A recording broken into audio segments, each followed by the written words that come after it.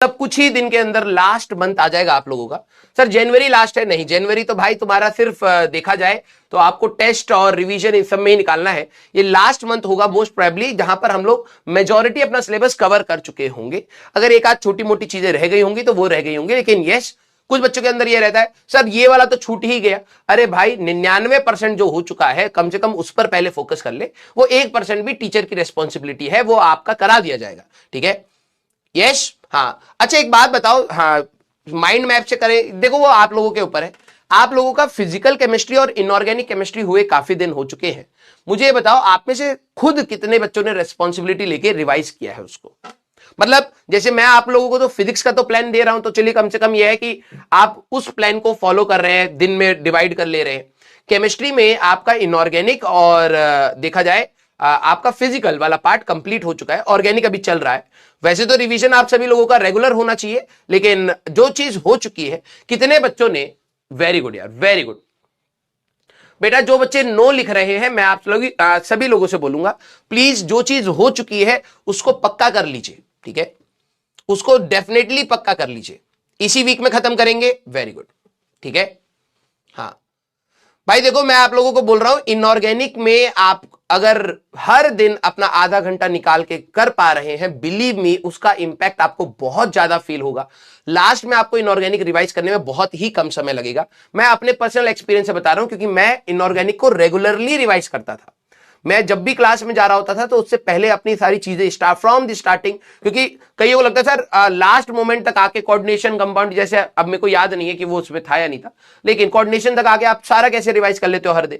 क्योंकि जब आप स्टार्टिंग से बार बार, जैसे मान लो आज टीचर ने 4-5 पन्ने पढ़ाए, अगले दिन वो जब पढ़ा रहे तो 4-5 पन्ने आपने पढ़ लिए दोबारा से, फिर 7-8 पन्ने हो गए, फिर तीसरी क्लास में जाने से पहले मैंने 7-8 पन्ने पढ़ लिए। तो जो स्टार्टिंग वाले पन्ने हैं वो बहुत ज्यादा रिवाइज होने की वजह से आप बस देखते चले जाओगे और वो रिवाइज होता चला जाएगा। तो इनऑर्गेनिक विल टेक टाइम कि आपको मल्टीपल रिवीजन वहां पर करनी पड़ती है। क्लियर? यस, हाँ theory part done, very good. बहुत अच्छा लग रहा है मेरे को ये जान के कि बच्चे कई तरीके से अपने लिए तैयारी कर रहे हैं, ठीक है, और इसको आप कंटिन्यू रखिएगा। मुझे पता है इसमें भी आपको फ्लॉज दिखते हैं, इसमें भी आपको ये लगता है कि सर मेरे से ये नहीं हो पाया, ये नहीं हो पाया। आप हमेशा थोड़ा सा पॉजिटिव साइड सोचा करिए कि आपने एटलीस्ट एफर्ट्स डाले हैं, तो कम से कम आप इतना कर पा रहे हैं कि यार जो चीज हुई है उसका कुछ पोर्शन तो रिवाइज कर रहा हूं, रेदर देन बस प्लान बना करके बैठने से बेटर है कि भाई जो आपने किया है वो बहुत सही है, ठीक है। तो प्लीज आप उस चीज को कंटिन्यू रखिएगा, ठीक है। हाँ पीवाईक्यूज देखो, मैं आप सभी लोग ड्रॉपर्स के स्टूडेंट्स हैं, मैं आप सभी लोगों को बोल रहा हूं फर्स्ट अटेम्प्ट से पहले आपको शायद उतना टाइम नहीं मिलेगा जितना 12वीं क्लास के बच्चे को मिल जाता है, ठीक है। क्योंकि हम लोगों को 2 साल की पूरी स्टडी, आप में से कई सारे बच्चे लक्ष्य के भी बच्चे होंगे, आप अगर नोट्स अपने कंपेयर करेंगे तो आपको पता लग रहा होगा उससे ज्यादा ही कहीं ना कहीं आपको मिल रहा है ना।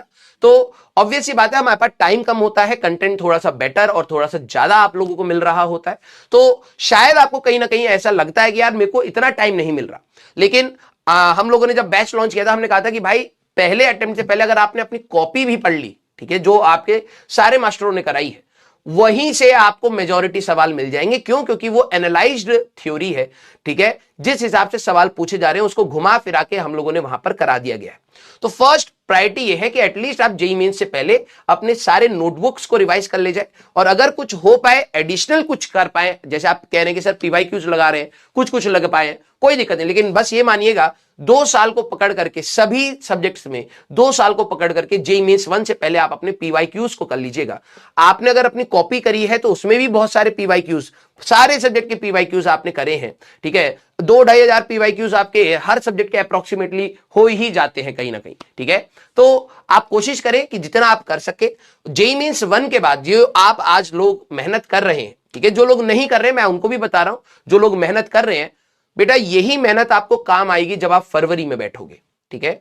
आप शायद अभी आपको शायद डायरेक्शन भी नहीं पता चल रही होगी यार कि मैं रिवाइज कर रहा हूं, पता नहीं कितना इंपैक्ट आएगा, नहीं आएगा, मेरे से सवाल बनेंगे नहीं बनेंगे। जेईई मेंस 1 के बाद आपको बहुत अच्छा कंसेप्ट क्लैरिटी आएगा कि यार जो मैंने रिवाइज कर लिया है उसमें से मान लो ये 20-30% मेरा बच गया था, जिसको मुझे लगता है कि और बेहतर तरीके से करा जा सकता था, लेकिन टाइम कंस्ट्रेंट होने की वजह से मैं नहीं कर पाया, है ना। तो आप फरवरी में उसको कवर कर लेंगे तो फरवरी के एंड तक आपका सिलेबस बहुत अच्छे से तैयार हो जाएगा, फिर आप मार्च में एक और अच्छे से अपने पीवाईक्यूज के 4-5 साल के पीवाईक्यूज या 2010 के बाद के पीवाईक्यूज, आप रेंज ऑफ पीवाईक्यूज लगा सकते हैं।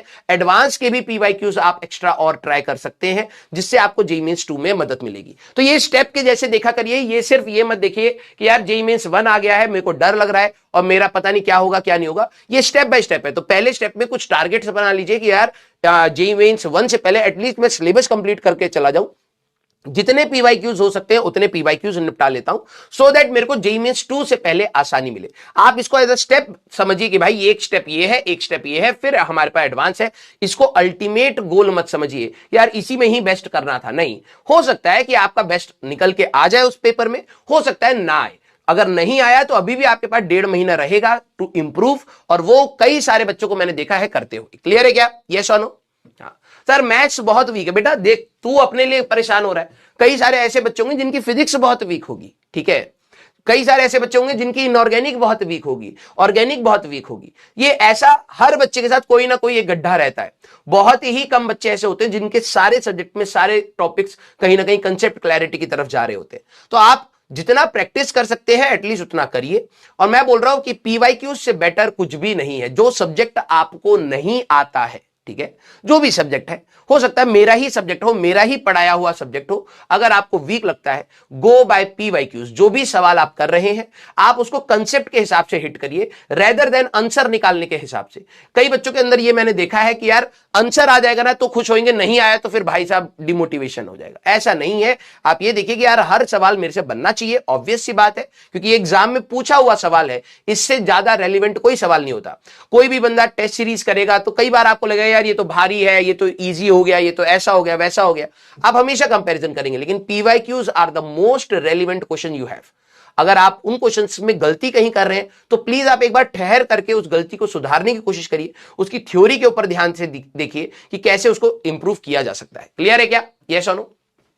Sir PW ranker test series is good और बैड? बेटा हर चीज गुड है अगर आप मेहनती बच्चे हैं। मैं आपको बहुत, देखो ये चीज आई थिंक जब ऑनलाइन वर्ल्ड स्टार्ट हुआ था, ठीक है, एजुकेशन में, तब कई बच्चों को ये डाउट होता था, ठीक है, कि यार ये बेहतर है या नहीं है, बेहतर है या नहीं है। एटलीस्ट मैं कह रहा हूं कि इतने साल होने के बाद एटलीस्ट आप ये चीज समझिए कि कुछ सोच करके ही बनाया गया होगा, ऐसे ही रैंडमली आपको नहीं दिया गया है, ठीक है। तो अगर आप उसको करते हैं तो आप उसमें से मैक्सिमम कितना बेनिफिट निकाल पाते हैं, आपकी अप्रोच ये होनी चाहिए। क्लियर? हर चीज बेहतर है जो चीज आपके लिए काम कर जाए, and this is a hit and trial method. यहां के आने के बाद हिट एंड ट्रायल मेथड लगते हैं भाई, तैयारी में भी लगते हैं। सर तैयारी में कैसे हिट एंड ट्रायल हो सकते हैं? क्योंकि कई बार आप कुछ टेस्ट सीरीज देते हैं, कई बार आप पीवाईक्यूज के ऊपर चले जाते हैं, कुछ बच्चे टेस्ट सीरीज नहीं दे रहे हैं, लेकिन देनी चाहिए मेरे हिसाब से, क्योंकि आपको वो टाइम बाउंड, देखो दो तरीके की तैयारी होती है। एक तैयारी होती है कि आपको आता है और मैंने आपको एक सवाल दे दिया, आप बिल्कुल आराम से फ्री होकर उस सवाल को कर रहे हैं। लेकिन फिर दूसरा एग्जाम में जब आप जाते हैं तो आपकी रिदम हो गई होती है कि आप आराम आराम से सोचते हैं, आराम आराम से कैलकुलेशन करते हैं, आप टाइम बाउंड होकर प्रैक्टिस नहीं कर पाते हैं, ठीक है। तो टेस्ट सीरीज आपके लिए क्या करती है? टेस्ट आपको 3 घंटे के अंदर कन्फाइन करती है कि भाई इतने में ही तू सोच पाया तो सोच पाया, नहीं सोच पाया तो गया सवाल। अब ये नहीं कि यार ये सवाल भी मेरे से हो जाते और मेरा मार्क्स ज्यादा आते। तो वो आपको थोड़ा सा रियलिस्टिक एक्सपीरियंस देता है कि यार कि भाई 1 घंटे के अंदर इतने सवाल फिजिक्स के निपटाने ही निपटाने हैं, इसको छोड़ देना चाहिए, इसको कर देना चाहिए। तो आप टाइम के हिसाब से भी खेलना स्टार्ट करते हैं, तो आप प्लीज उस चीज के लिए भी सीरियस रहिएगा। क्लियर है क्या? यस? स्टार्ट किया जाए सारे बच्चे? हाँ ठीक है। सर पहले पीवाईक्यू करूं या डीपीपी करूं? बेटा मेरे हिसाब से अभी पीवाईक्यू का टाइम है, ठीक है। सारे बच्चे देखो, आपके मॉड्यूल्स भी छूटे होंगे मुझे पता है, क्योंकि इतना सारा है ना। मैं इसलिए नहीं कह रहा हूं कि आप लोग कामचोर हैं या फिर नहीं, वो तो आप हैं ही। मैं ये कह रहा हूं कि अगर वो छूट गया है ना तो उसमें प्रायोरिटाइज कर लीजिए कि यार सबसे पहली चीज क्या है। पहली चीज है आपके पीवाईक्यूज होना, क्योंकि वो मोस्ट रेलिवेंट आपके सवाल हैं, बिलीव मी, ठीक है। तो सबसे पहले आप अपने पीवाईक्यूज पर ध्यान दीजिएगा। जेईई मेंस 1 के बाद जो भी छोटी मोटी चीजें छूट गई थी आपसे, भले वो थ्योरी हो, भले वो एडवांस के क्वेश्चंस हो, भले वो डीपीपी हो, मॉड्यूल हो, टेस्ट हो, आप जेईई मेंस 1 के बाद करिएगा। आप लोड लेके पढ़ाई करेंगे, आपकी एफिशिएंसी कम हो जाएगी। क्लियर है क्या?